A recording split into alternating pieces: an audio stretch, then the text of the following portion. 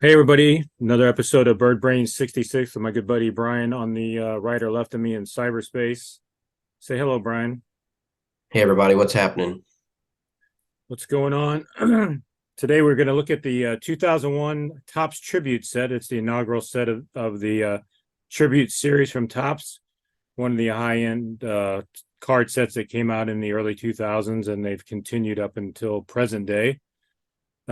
This set is actually pretty interesting because it features all Cardinal Hall of Famers in this particular set. And Brian, go ahead and kick us off with the first card. Well, you mentioned that it's Hall of Famers, but the little twist to this is that these are Hall of Famers that the Cardinals have recognized, and their numbers have been retired by the Cardinals. So there are Cardinal Hall of Famers that are not in this set, like a Jim Bottomley, Frankie Frisch, or a Ducky Medwick, because those numbers haven't been retired by the Cardinals. So we're going to have a little fun with you. We're actually going to go in numerical order of the retired numbers. So there's right now, this is the 2001 Topps Tribute set, 90 cards overall. Like Andy said, 8 Cardinals. And at the time, the 8 Cardinals start out with Mr. Ozzie Smith, Apologize for number. the glare, but these cards are very shiny, unfortunately, no matter whether you have them in the penny sleeve or out of the penny sleeve. So a little bit difficult to see, but great looking cards. And they've been nice ever since, and always have a good array of players that they've featured in these particular sets. And the other, obviously, we mentioned their Cardinal Hall of Famers in here, and also Baseball Hall of Famers in here. But we also have MVPs, Cy Young Award winner, and World Series winners. So this is actually a pretty cool set. And there he is. Always a great set when you have Mr. Red Shandies.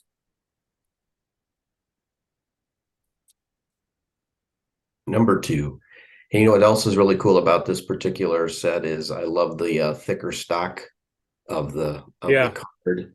it's not And too. It's actually not too thick for penny sleeves, not too thick for your pages. So it's actually really good product that they've put out in the tribute set. And of course, there he is, ladies and gentlemen, the man, the myth, the legend. There he is, Mr. Stan Musial. Yeah, I mean they got some great photographs. I'm glad. I like the way they did this. Obviously, other than the very shiny frame around the photograph, for this particular instance of trying to show these things on our show here. But like I said, some interesting photographs. Some we've seen time and time again, obviously, because Topps, for whatever reason, can never find it. There's like 5 photos of every player, and that's it in their library for some particular reason.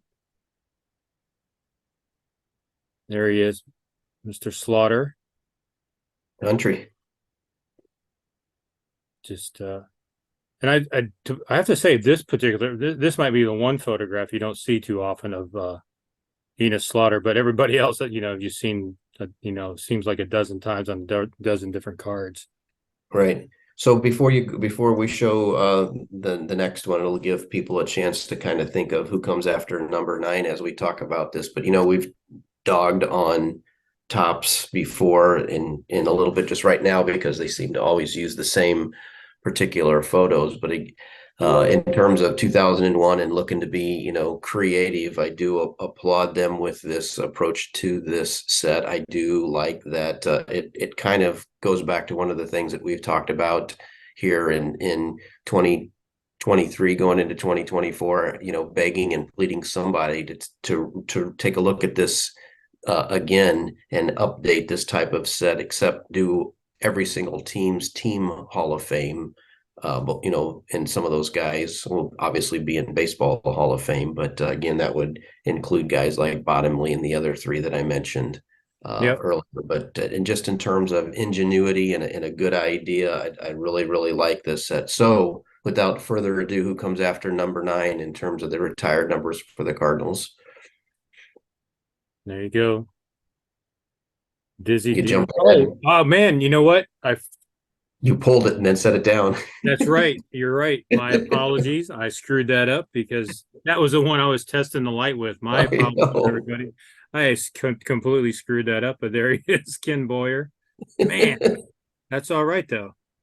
Yeah, That's what we don't retake and we don't fix our we don't mistakes edit. because this is life and that's how things happen. Yeah, it But would be there he better is. than it would be better if this was alive, so we could It have would people be, yeah, it would be. yelling at us right now for You idiots. No, that. now for Dizzy. There he is. That's all right. Hey, I got to tell you, I've been to Hot Springs, Arkansas now 2 times over the last couple of years, and they got a really cool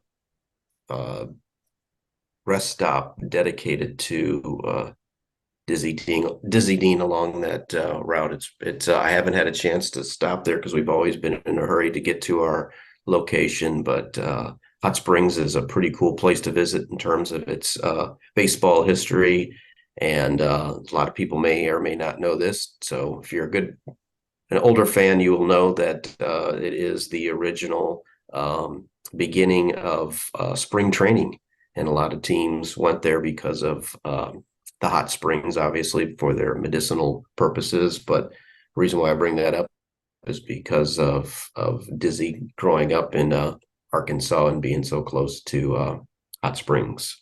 All right, now we can't screw it up. Who comes Well, after it? I hope I get the next one right for goodness sake. It's Lou Brock. So there you go. Number 20. Yeah, I'd be really screwed up if I got the next one wrong since it's the last one in the base set. So that would be very bad. So yeah, so as you can see, great front and back to these cards again, and except for the very extremely shiny borders around the photos. You know, one thing that we didn't call out about this set too is they painstakingly took the time because again, we dog on tops all the time for, especially in the newer base sets, for not really having much effort for design. I do like the additional photo of the player on the back. It's not just, the headshot from the front of the card. The actual photo on the back of the card is much nicer. So I like that. And I do apologize to folks out there. My lighting's a little screwed up because I'm getting used to my new little studio space here. So still trying to work with all that, and just so everybody thinks I didn't pay my light bill or something. So it's all good.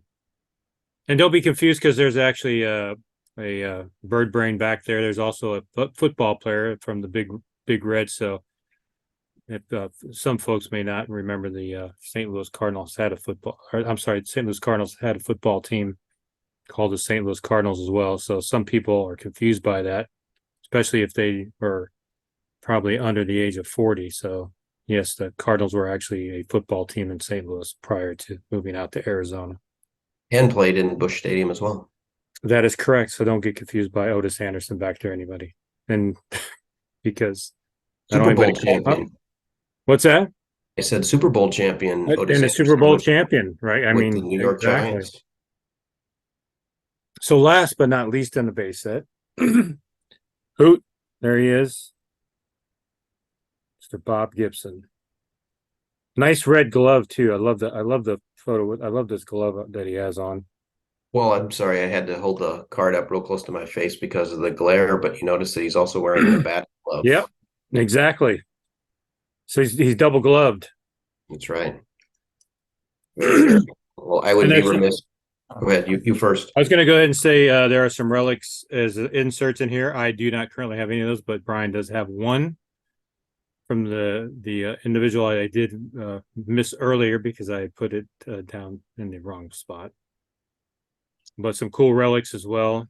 I think. And look at this though, real quickly. I don't know if you can see it or not.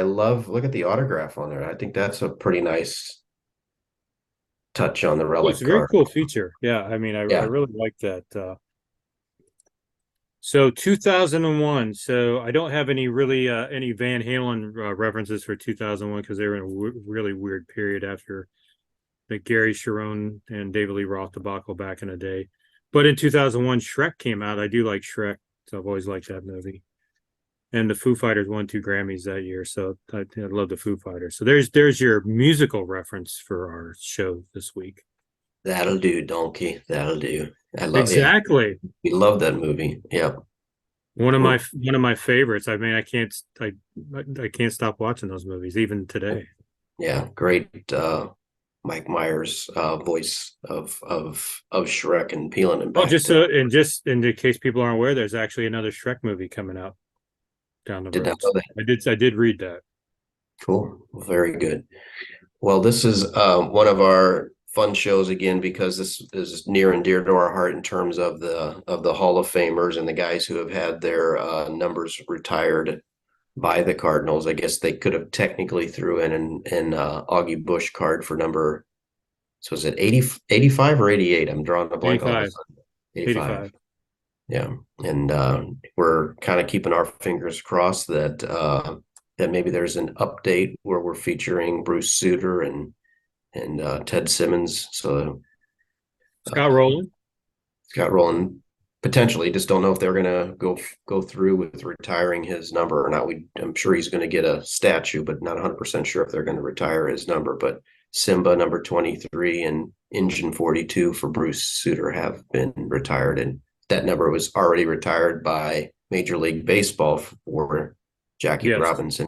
Every team's number 42 has been retired. But anyway, again, just kudos to the effort put out by Topps on this particular set. Love and sorry everybody for the glare. And kudos to Andy. This was his idea to highlight this set.